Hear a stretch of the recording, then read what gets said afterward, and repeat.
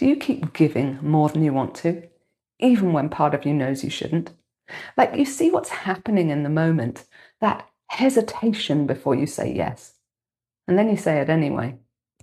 Not because you want to, but because saying no feels worse. And afterwards you realize it's starting to really weigh you down, and you just wish you could stop this from happening over and over. When was the last time you said no without feeling bad about it? I've done a reading on why this pattern is happening and how to set boundaries without the guilt. So let's get into it. Why do you feel the need to overgive?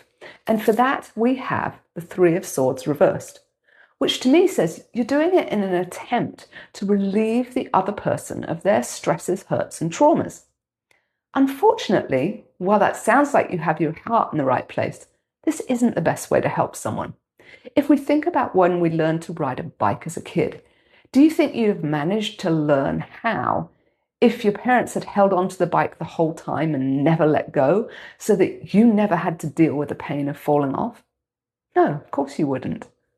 They had to love you enough to step back and let you fall off over and over again until you finally got it. It's part of how we learn. And you had to take that on and get yourself through it. Sure, they could be by your side and encourage you, but ultimately you were the one that did the work.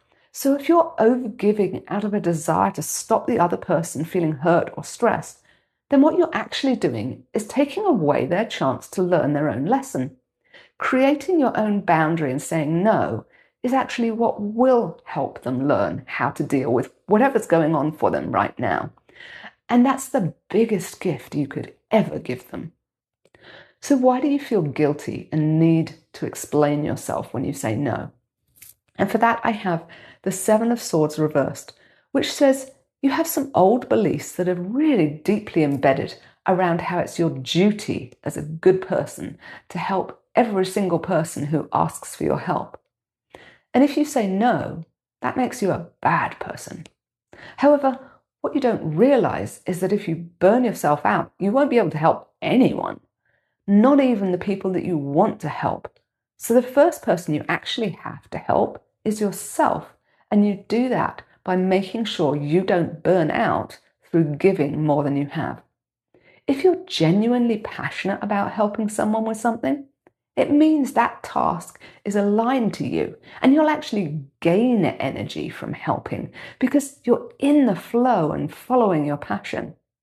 But if you spend time helping the people you wish you'd said no to, that's when you get drained because you're focusing on beating yourself up for saying yes instead of no, instead of enjoying yourself. So what's the root cause of your lack of boundaries?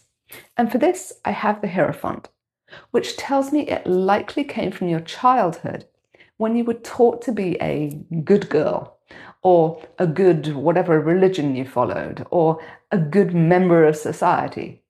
You were told what rules you had to follow to do that by various people in your life, from parents to religious leaders to teachers, all of whom as a child you saw as authority figures. So you took these rules on board and did the best you could to follow them. Some people throw out these beliefs and rules when they go through the teenage rebellion, but some don't. And if you're watching this video because you have the pattern of overgiving, then you almost certainly didn't throw out these beliefs and you're still doing your best to align yourself with them so you can see yourself as a good person. If this is resonating, please drop a like and subscribe and comment below and help this channel grow.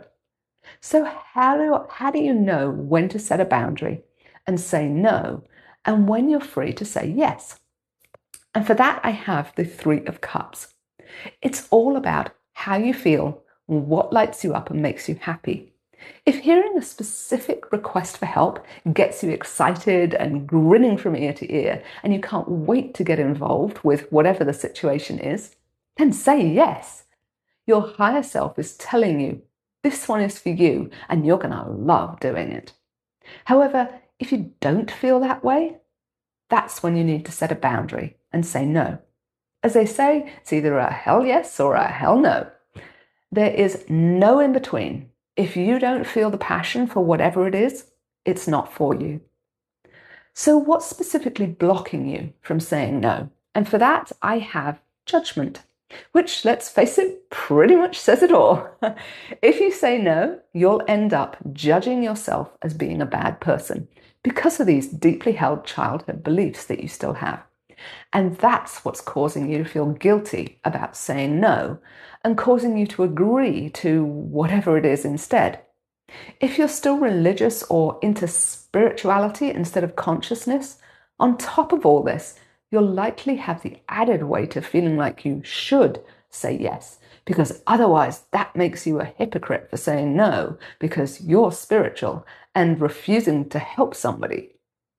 So, as I mentioned in the first card, it's actually about taking that higher perspective and seeing the outcomes, both for saying yes and saying no, and choosing which option will truly help you and the other person grow, not just giving them a temporary, shortcut through the pain. So, how do you deal with people getting upset when you say no? Because if they're not used to you saying no and you always say yes, they're going to get upset when you start saying no. So for that, I have the Two of Wands for this, which tells me you need to look at things from a higher perspective and basically see the bigger picture.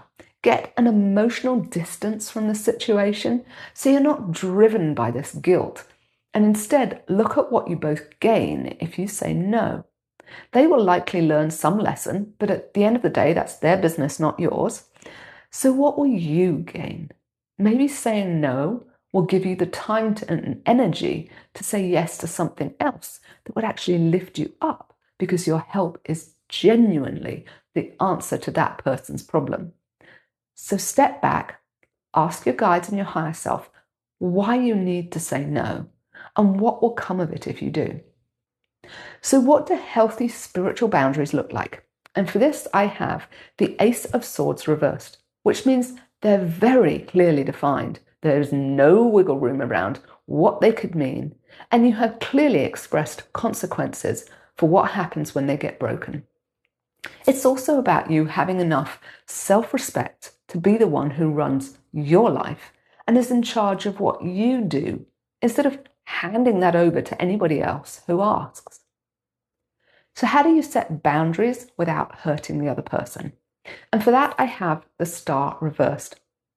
The only person you can change is you. The only person you can affect is you. Everyone outside of yourself is purely a reflection of you. And it's their choice on how they want to respond.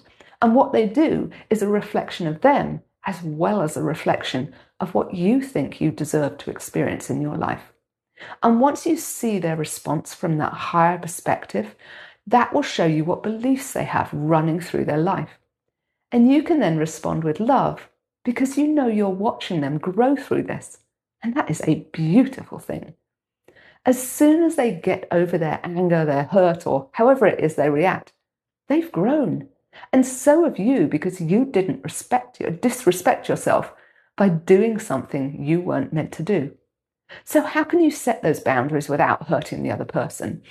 Is to respect them enough to deal with whatever comes up for them in that moment and see them with unconditional love, because that will allow them to raise their vibration if they choose, so they can move through this situation faster and easier. So, what's the first step you can take to set a boundary? And for that, I have the Sun, which tells me that you need to pause and consider how you feel about a situation. Does setting a boundary and saying no successfully light you up and make you feel free? Because you know that's what the right thing is, and it's also the energetic state you want to be in to set a boundary. Once you feel that relief, that freedom, you've grounded yourself in your truth, and you know deep down inside that you need to set a boundary. After that, it's simply a case of saying no or stating your boundary, whatever's appropriate to the situation. So how do you stick to your boundaries once you've set them? And for that, I have the Three of Pentacles, which says you need to respect yourself and physically follow through on your stated consequence of violating your boundary without getting emotional about it. For example, if you continue to do whatever behavior is violating your boundary, I will do consequence. When we've both got some distance from this, we can come back and discuss it. And then follow through on your consequence. If you don't, all that happens is they'll learn you weren't serious and they'll go back to walking all over you because you choose to let them. If this resonated, drop a like, subscribe and comment below. Also, here's something you can do to actually change the pattern you've currently got going on. Pick one situation this week where you'd normally say yes and wish you'd say no, and pause instead. Check in with how you feel, and if it's not a total yes, then say no. No explanation, no overthinking, just a clear, respectful no. Then notice what happens, both for you and them, because if you're ready to start changing this pattern, this is how to start. And if you're up for it, come back and tell me how it went. I'm Karen from Soul Driven Tarot, and I'll see you in the next video.